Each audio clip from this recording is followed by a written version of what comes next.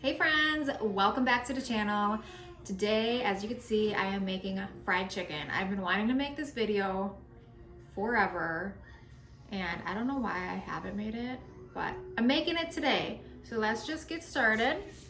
So I got a whole bird here. This is 4.11 pounds. And I'm just gonna take this out of the wrapping and rinse it off in cold water. Also, I know there's a lot of controversy about rinsing off your chicken and not rinsing off your chicken, that rinsing off your chicken, you're spreading the bacteria around by rinsing it off. But I just always have rinsed my chicken, and I figure the bacteria is in the sink and I'm washing the sink, so it doesn't matter, whatever. It makes me feel better. Maybe it's just a habit, I don't know. So I got my rinsed bird, and now we're going to chop it up into pieces. I'm also not a professional bird chopper upper here, so I just use kitchen scissors. I find it the easiest.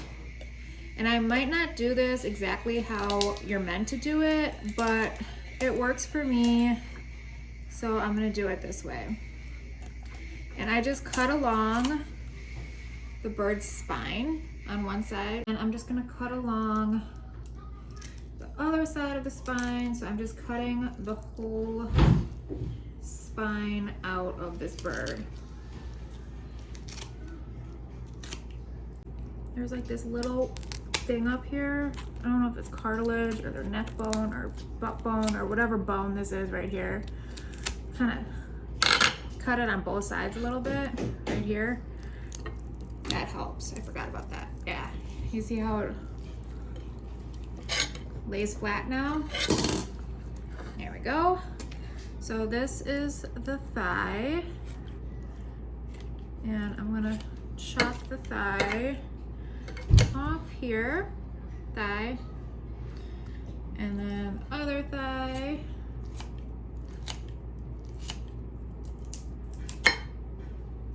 Chop it off. Just cutting it right down the middle here.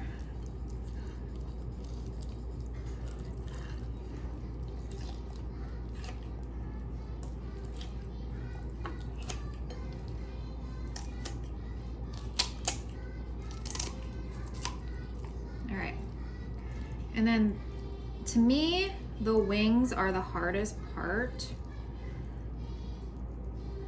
Kind of gotta feel where the joint is and cut.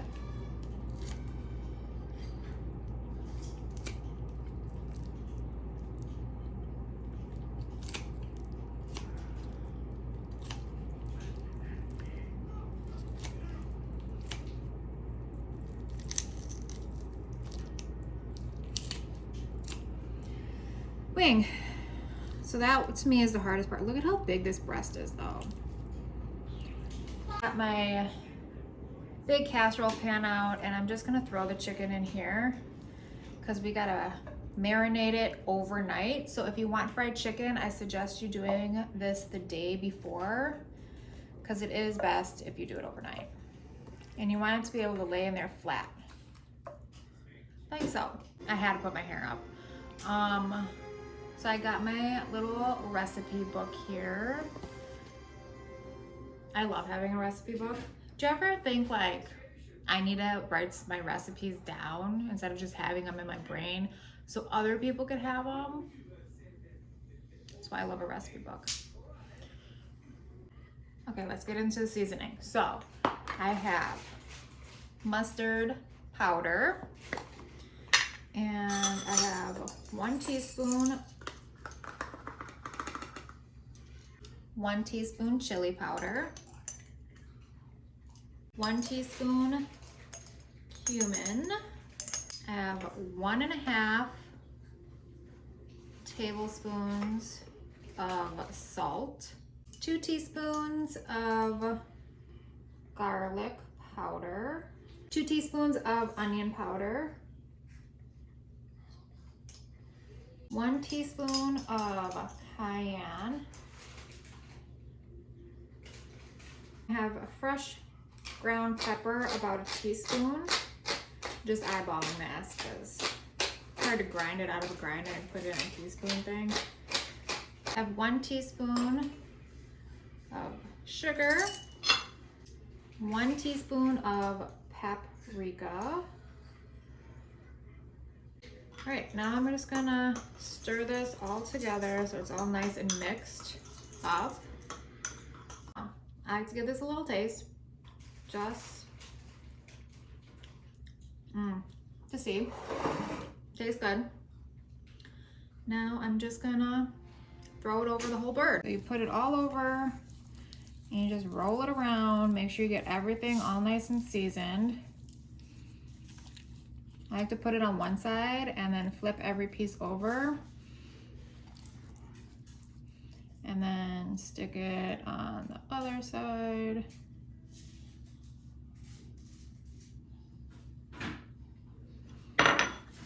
And you're just gonna rub it in nice.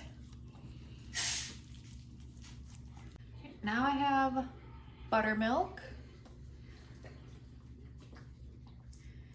And I'm gonna put about 2 cups in. So this is half the container is 2 cups, so I'm just eyeballing it. And then I'm gonna go ahead and, you know, just get this all nice and incorporated too. Flip the pieces around, get everything buttermilked up. And last but not least, a bay leaf, and I'm just going to break it up a little bit and stick it on there. Cover it up and stick it in the fridge overnight. Day 2 of the chicken, I pulled half of it out and put it on a plate for about an hour. I just like to do that with meat before you cook it because if you don't, it tends to stay really cold in the middle of the meat and it doesn't cook through all the way properly. So pull it out like an hour before you plan on cooking it. I only did half because I promised my husband I would make him fresh fried chicken when he got home from work. So I'm saving the other half for him for later. So let's get into the flour portion of this before we dump it in the fryer. So the seasonings are basically the exact same ones I used yesterday for the buttermilk grinding portion of it. So I have all-purpose flour here, and I'm doing 2 cups. I have cornstarch here, and I'm gonna do half a cup of cornstarch. And this makes it extra crispy. I also have potato starch, and this also makes it extra crispy.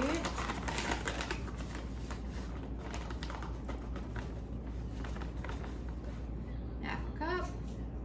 I have salt, going in with 2 teaspoons of salt. I have paprika, and I'm doing 2 teaspoons of paprika, 2 teaspoons of black pepper. I'm using a grinder, so I'm just gonna eyeball it. Garlic powder, also 2 teaspoons. There's a theme going here, you guys. 2 teaspoons of everything. Just kidding. 2 teaspoons of onion powder. Finally switching it up, only a half a teaspoon of cayenne. Back to a teaspoon, so I got a teaspoon of, is this 2 teaspoons? No, only 1 teaspoon of baking powder. I got 1/4 teaspoon of sugar, half a teaspoon of cumin, half a teaspoon of chili powder, 1 teaspoon of mustard. All right, so I have my dish here with all the seasonings, and I'm just gonna go ahead and give it a mix around to get everything nice and incorporated in here. So I have my chicken over here, and I'm gonna go ahead and dredge it, and then we're gonna stick it on a pan with a wire rack so it can rest for 10 minutes. It's very important you do this step. I'm just gonna make sure every little nook and cranny gets flour in it. Just really get it floured up here. And then let it rest on the pan. No idea why. It's a pregnancy brain, I swear. I didn't separate the drummy from the thigh. Go ahead and do that. And then once it's been sitting for 10 minutes, you're gonna wanna dredge it again. And this makes it extra bready and good and crispy. Okay, so while that chicken is resting over there, I'm gonna pull out my fryer. Now, a lot of people use an electric fryer that you have to plug in, but I got this nifty little pot. Yeah, I said nifty. On Amazon. I saw it on Instagram reel, and it's called a Japanese fry pot. I'll link it below if I can find it. And it's just a cute little pot. Like, look at this. It's a pot, you pour the oil in there, and then it has like a little resting rack up here where all the juice, like the oil, can leak back into the pot. It comes with a little thermometer. It's so freaking cute, and I like it better than a fryer you have to plug in. I've had a fryer that you like to plug in, and I feel like you have to put so much oil in it for it to even fry anything, because the basket sits up higher than the oil. So this is it for me. This is my favorite thing, and I love that it comes with like this little thermometer. I'm gonna do the breast first, and I'm just going to stick it right in there and shut the lid. You're gonna want to heat up your fryer to 145-ish Celsius or 300 degrees Fahrenheit, especially with the breast, because you don't want it to burn on the outside and not be done on the inside. Low and slow. I'm using vegetable oil today. You can use any oil you want, really, that is good for high temps. I just like vegetable oil. I want to cook it until the internal temperature is 160. It is 165 for chicken, but I take it out at 160 because when it's resting, it does heat up to 165. So that's how you make sure you don't overcook it, because when it rests, it's still hot enough where it's still cooking that chicken a little bit. So I take it out at 160. You do 165 if you feel safer that way. I'm just telling you what I do. You're gonna wanna cook the chicken for about 25 minutes if it's fully submerged. Otherwise, flip it every like 12 minutes. Well, at 12 minutes, flip it and cook it for another about 12 minutes. This is the finished product. Okay, let me go ahead and try this.